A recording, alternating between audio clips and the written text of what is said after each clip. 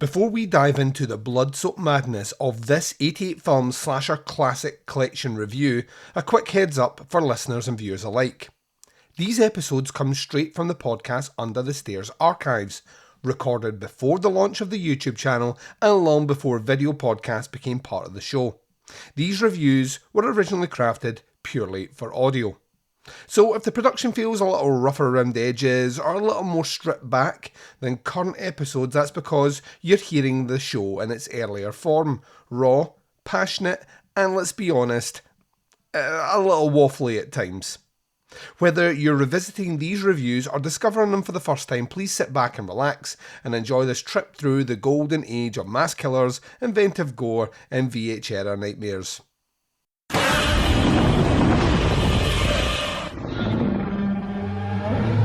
This podcast is not safe for work and will feature movie spoilers. It will feature scenes described of a graphic nature. It will contain language which most listeners may find offensive. Welcome to the podcast Under the Stairs.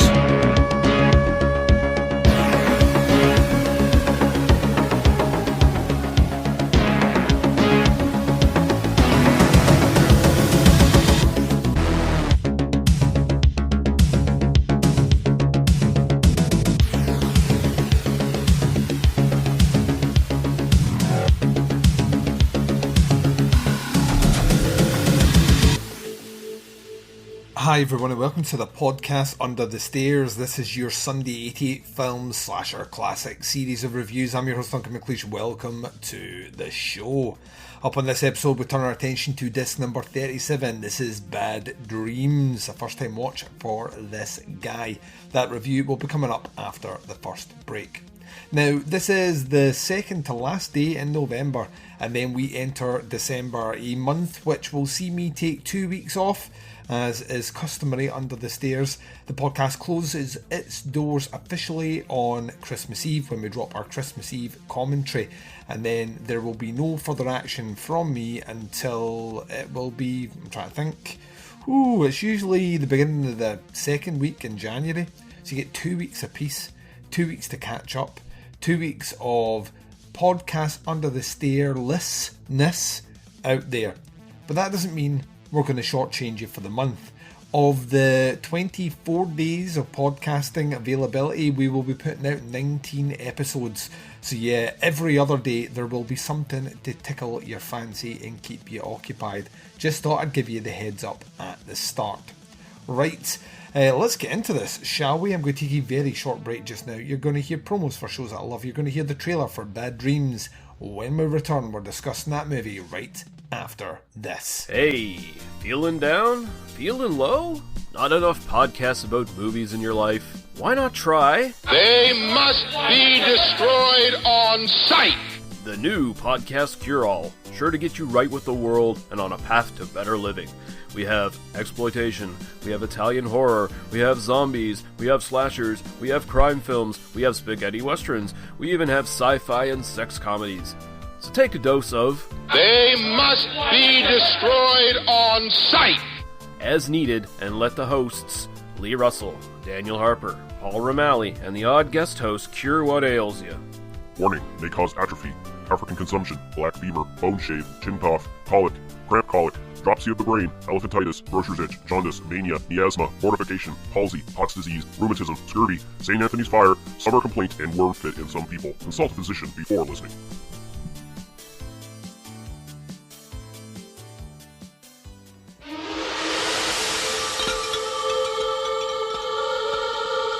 As night falls, a new day begins.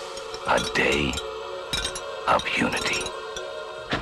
Sometimes a single moment of madness, Our love will never die. can last a lifetime. Come to me, Cynthia. You belong with us. Forever. She was in a coma for over 13 years. Everyone she knew was killed in the fire. And sometimes your worst nightmares begin the moment you wake up. He's in there! He's alive! Who's alive? I'm waiting, Cynthia. darkness and join us. Or I'll take someone in your place. He wants us all with him. You're all gonna die. Now.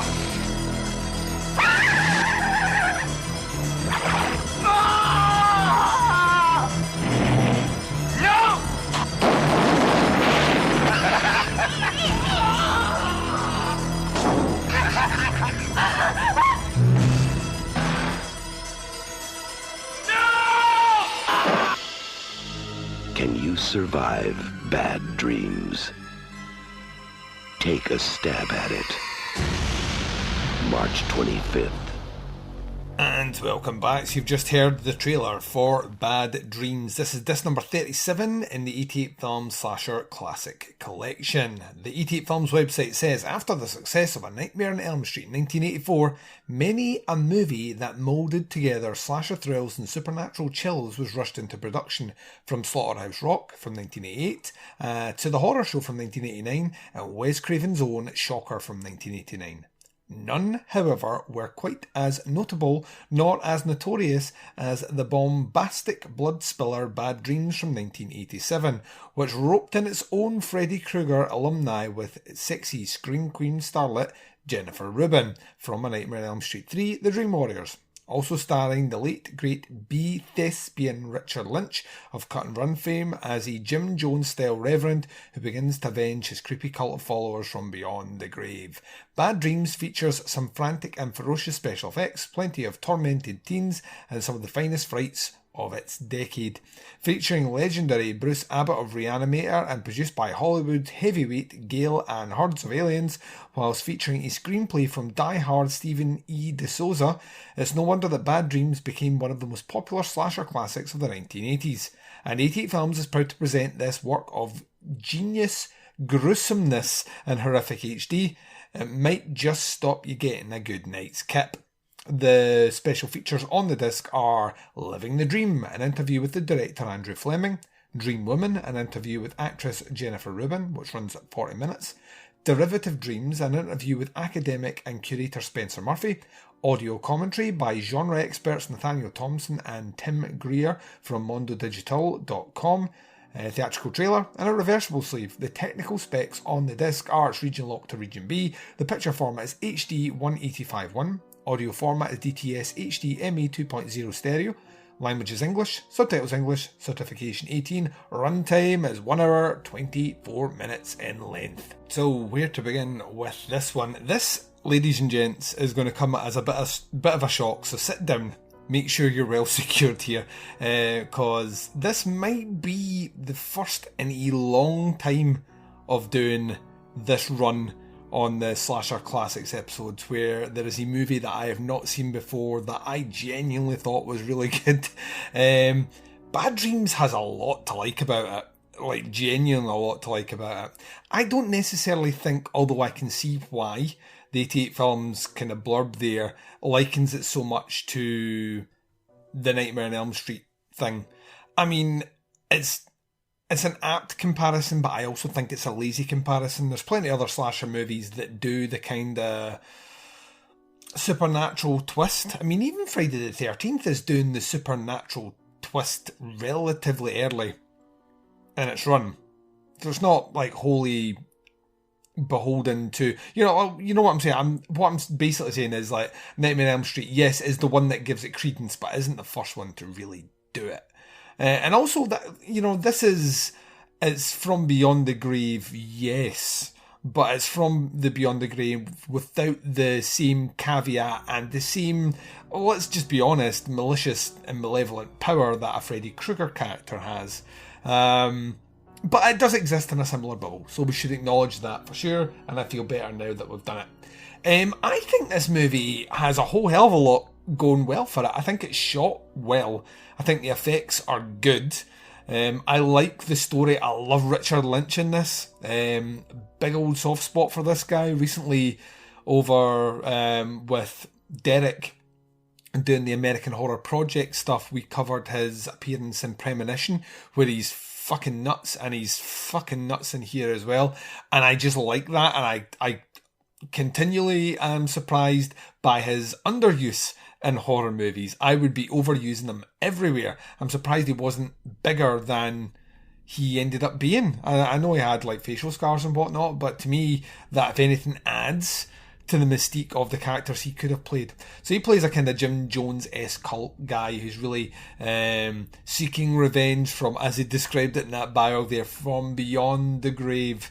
But he's brilliant. He's malicious. It's a surprisingly violent movie, and it holds together quite well. I mean, this one has budget, which instantly gives it a bit more cred than some of the movies we've had to look at recently, specifically in this collection. So there's a bit of a budget behind it, but it's well constructed together. You can tell that the people that were producing this movie had been doing the work in to get the stuff in required to deliver the movie, but it's strongly directed as well. This director has a very strong, keen eye for it.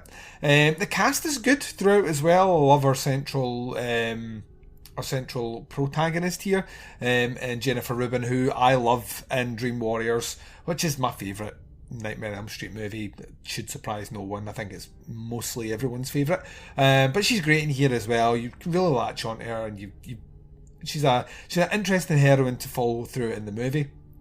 I think the score works very well for it. I think it's excellently paced. This is an hour and 24 minutes long, and it has no lag at all. It just hits the ground running and powers through. So a lot of the gripes that I've had recently about these movies aren't necessarily applicable here. It's well produced, it's well acted, it has a memorable score, the practical effects work really well. Some of the shunky special effects are not excellent, but for the time period they're surprisingly strong. As a great villain, and for, because it adds that supernatural element in, it's not grounded in a way where I feel the, a degree of scrutiny to look over all the different aspects to make sure they all gel together. I don't have to do that here, and I actually think that benefits the movie quite a bit. Now, the biggest shock to me is how I have never come across this movie before. I remember it being sold in a twin pack with, I want to say, it was Visiting Hours, and I want to say it was Scream Factory that had this out. And I almost took the plunge a couple of times on that because it's always up for sale, that one. And I don't know why. I want to say Visiting Hours is a movie that I know very well. I'm surprised that that's not in the collection, but I can only assume it's been released by someone else, and that's why. I think Second Sight may have released. He says unsure. I think Second Sight had Visiting Hours in the UK. It's probably why it's not in the slasher collection, because they certainly would have put it out for sure. Also surprised Curtains isn't, but that might happen someday. I'm just thinking about Canuck sort of slasher movies at the moment. But watching this one, I'm surprised I hadn't, because I would have been the prime age to watch this movie when it came out. And I remember that Blu-ray set and seeing it and going, you know what, I'm not going to buy that because I know nothing about Bad Dreams. And the cover artwork's pretty shit, if I'm honest. So that would have put me off as well. And I feel like I've done myself a bit of disservice. I think if I'd watched this kind of late 80s, early 90s, while I was still kind of about the 10 years old mark, this would have had an impact on me for sure, and it would have been one that I would have rewatched. I think it's that strong. I don't think it's incredible, and it's definitely not top tier in the realms of slasher, but when we're talking about movies that I've watched from this year and the year after in this collection thus far, it's fucking head and shoulders ahead of the majority of them. So yeah, this is one of these ones that you have to wade through a lot of shit in this collection. This is the Shawshank Redemption of collections, in that you wade through a tunnel of shit for ages, and occasionally you get small pockets of redemption when you can end it their frame at the end of the shit tunnel, letting the rain soak the fecal matter off your body. That's literally how I feel about this connection. But you get movies like this that pop up that are actually surprisingly strong. And kind of make it worthwhile. This like really writes off some of the lesser output that I've had to go through. It's not been actually that bad the last couple of weeks. I certainly had, a bit of fun with our previous movie. In fact, the last 2 or 3 have been okay. But this one here, surprisingly strong. So yeah, Bad Dreams gets 2 thumbs up from this guy, but that's not how we grade things over here, so let's assign it a grade. I give it a 4. I really liked this movie. I will definitely 100% check this one out again. I think it would double bill really well with Shocker, actually, just for for two waves of the kind of insanity level. Plus, I think Mitch Pileggi playing the Shocker, and Richard Lynch playing our Reverend here, are two great fucking characters that, I mean, we didn't get a franchise from. I'm kind of glad we didn't get a franchise from, because it only really works in that one entry. So yeah, 4 out of 5 for Bad Dreams. I'm going to take my final break. When I come back, I'm closing out the show right after this. And you've been listening to the podcast Under the Stairs. This has been your Sunday 88 film slasher classic collection series of reviews. We have done disc number 37, a little movie called Bad Dreams, and it turned out to be quite an event. Let's see if we can continue the good streak a-rolling as we move into disc number 38, which will be coming in 3 weeks' time. It'll be your last Slasher Classics collection review of the year. This one will be Frightmare. Let's do the deets. On the website it says, also known as The Horror Star, the 1983 cult creeper Frightmare offered audiences postmodern shocks long before Wes Craven gave us his game-changing Scream in 1996. An underrated and underseen gem, Frightmare tells the celebration for a late great horror star. Only the actor in question might not be entirely dead, and soon the participants at his supposed party are being picked off one by one. Highlighting a notable supporting performance by Jeffrey Combs of Reanimator fame and assured direction from Norman Thaddeus Vane, who also worked on the X-rated cult favourite Dracula Sucks. This is one of the most stylish and sublime of all the 80s slice and dice horror pack, and 88 Films is thrilled to present Frightmare as part of its slasher classic collection. Special features on the disc are all new 2K scan and restoration from the original 35 camera negative, Bobo's confession interview with Scott Thompson, a new interview with cinematographer Joel King, an archival audio interview with director Norman Thaddeus Vane, played over the film, audio commentary with David DeVale and David DeCotto, audio commentary by the slasher-loving podcast Hysteria Continues, audio commentary by film journalists Nathaniel Thompson and Tim Greer of Mondo Digital, original theatrical trailer, stills gallery, optional English SDH subtitles, or reversible cover artwork. Technical specs are its region lock to region B, picture format is HD 1781, audio format is DTS HDMI 1.0 mono, language is English, subtitles English, certification 18, at a runtime 1 hour 27 minutes. This is also a first time watch for me, so we'll be checking that one out. Whole lot of fucking commentaries on this disc. I don't know why there's so many commentaries. It just seems a bit weird that you have a movie here that essentially comes with, what, technically 4 commentaries if you do the audio interview played over the film. I mean, that seems a bit strange. But there we go. That is our movie. We'll be doing it in 3 weeks' time. It is Frightmare. There's a multitude of ways to check out the show. Wherever you're listening to us right now, hit subscribe. That way you get access to the shows as and when they drop. You get access to the over 800 episodes in the back catalogue. Also subscribe to the Teapots Collective and you get Where to Begin with Giallo, Doing the Nasty, Chronicle and Opera Omnia, all at the touch of your fingertips, including the archive of shows over there as well. Check out our website, it's teapotscast.com. You can, of course, check out our merch page, buy merch and support this show by going to teapotscast.bigcartel.com. Why not jump across and check us out on Facebook, facebook.com/groups/teapotscast. You can check out the Teapots Collective on Facebook by going to facebook.com/teapotscast. You can reach out and touch myself and the Baz on the twin prongs of social media sexiness, Instagram and Twitter. Both can be followed at TeapotsCast. The podcast Under the Stairs will return for you tomorrow as myself and Derek continue our jaunt through the American Horror Project by Arrow Video. We'll be doing Dream No Evil tomorrow.